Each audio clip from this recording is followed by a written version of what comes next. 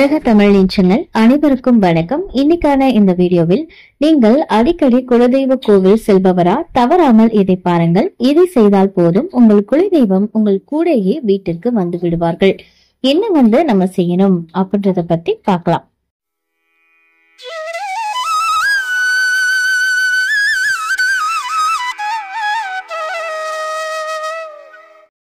நம்ம குடும்பத்துல நம்மளுடைய தலைமுறை மட்டும் இல்லாம நமக்கு முன்னாடி தலைமுறையில இருந்தவங்களும் சந்ததியா நம்ம வழிபடக்கூடிய தெய்வத்தை குலதெய்வம் அப்படின்னு சொல்லுவாங்க. நீங்க எத்தனை தெய்வங்களை வழிபட்டாலும் சரிங்க, குலதெய்வ வழிபாடு அப்படின்றது ரொம்ப ரொம்ப முக்கியமானது. குலதெய்வத்தை நம்ம முன்னோர்கள் எப்படி வழிபட்டாங்களோ அந்த முறையை ஃபாலோ பண்ணி நம்மளும் வழிபாடு செய்யறது அப்படின்றது ரொம்ப ரொம்ப நல்லது. அப்படி நீங்க அடிக்கடி குலதெய்வம் கோவிலுக்கு போறீங்க அப்படின்னா, குறிப்பிட்ட இந்த கிழமையில நீங்க போய் வழிபட்டீங்க அப்படின்னா முழுமையான அருளை நீங்க பெற்றுக்கொள்ள முடியும். பொதுவா பாத்தீங்கன்னா நம்ம எல்லாருக்குமே எத்தனையோ இஷ்ட தெய்வங்கள் இருக்கும். எவ்வளவோ நீங்க தீவிரமா வழிபட்டாலும் நம்ம குலதெய்வத்தை வழிபாடு செய்ய வேண்டியது அப்படின்றது ரொம்ப ரொம்ப முக்கியம். ஏன்னா குலதெய்வத்துடைய அருள் இருந்தா மட்டும்தான் மற்ற தெய்வங்களுடைய அருளையும் பெற முடியும் அப்படின்னு சொல்லுவாங்க. உங்களுடைய நிலைமை மாற வேண்டும் அப்படின்னா குலதெய்வ வழிபாடு அப்படின்றது ரொம்ப ரொம்ப முக்கியம். இப்போ சில பேருக்கு குலதெய்வம் யார் அப்படின்னே தெரியாது. அந்த மாதிரி இருக்கவங்க தினமும் பூஜையில நெய் விளக்கு ஏற்றி 48 நாட்கள் குலதெய்வம் தெரியணும் அப்படின்னு வேண்டிக்கிட்டாங்க அப்படின்னா ஏதாவது ஒரு வழியில அவங்களுக்கு தெரிய வரும் அப்படின்னு சொல்றாங்க.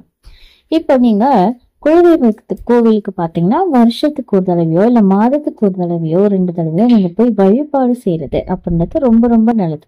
ரொம்ப டிஸ்டன்ஸ்ல இருக்கவங்க அடிக்கடி போக முடியாது, எப்பயாவது வருஷத்துக்கு ஒரு தடவை போவாங்க. குலதெய்வ படத்தையாவது வச்சு கண்டிப்பாக பூ போட்டு நீங்க தினமும் வழிபாடு செய்ய வேண்டும். அவங்கள நினைச்சு ஒவ்வொரு நாளையும் நம்ம ஆரம்பிக்கிறது அப்படின்றது ரொம்ப ரொம்ப நல்லது.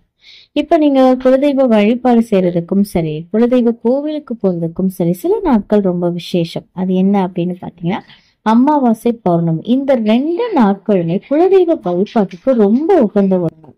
இந்த நாள்ல ஏதாவது ஒரு நாள்ல நீங்க குலதெய்வ கோவிலுக்கு நேர்லயோ இல்ல வீட்லயோ ஏதாவது நெய்வேத்தியம் வச்சு படைத்து வழிபட்டுட்டு வந்தீங்க அப்படின்னா குலதெய்வத்துடைய அருள் அப்படின்றது எப்பவுமே உங்க வீட்டுல நிறைஞ்சிருக்கும். அதே மாதிரி இந்த நாள நீங்க குலதெய்வத்துக்கு நேற்று கடன் நிறைவேற்றுறது அப்படின்றது ரொம்ப நல்லது. இப்ப கிழமைகள்ல எடுத்துக்கிட்டோம் அப்படின்னா ஞாயிற்றுக்கிழமை, வியாழக்கிழமை, இந்த 2 நாட்களுமே போடும். ஒருவேளை உங்க குலதெய்வம் சிவபெருமானோ இல்ல சிவனோடு தொடர்பு கொண்ட முனீஸ்வரன் இந்த மாதிரி தெய்வங்களா இருந்தா திங்கட்கிழமைக்கு போகணும். முருகன் கூட தொடர்பு கொண்டதா இருந்ததுன்னா செவ்வாய்க்கிழமையில போகலாம். பெருமாள் கூட தொடர்பு கொண்டதா இருந்தா புதன்கிழமை, சனிக்கிழமையில போய் வழிபாடு செய்யலாம். இப்ப பெண் தெய்வமாக அம்பாள்லாம் இருக்காங்க அப்படின்னா வெள்ளிக்கிழமையில வழிபாடு செய்யறது அப்படின்றது ரொம்ப ரொம்ப நல்லதுங்க. இந்த நாட்கள்ல நீங்க குலதெய்வ கோவிலுக்கு போய் வழிபாடு செய்யறது குலதெய்வத்துடைய அருளை உங்களுக்கு முழுமையாக பெற்றுக் கொடுக்கும்.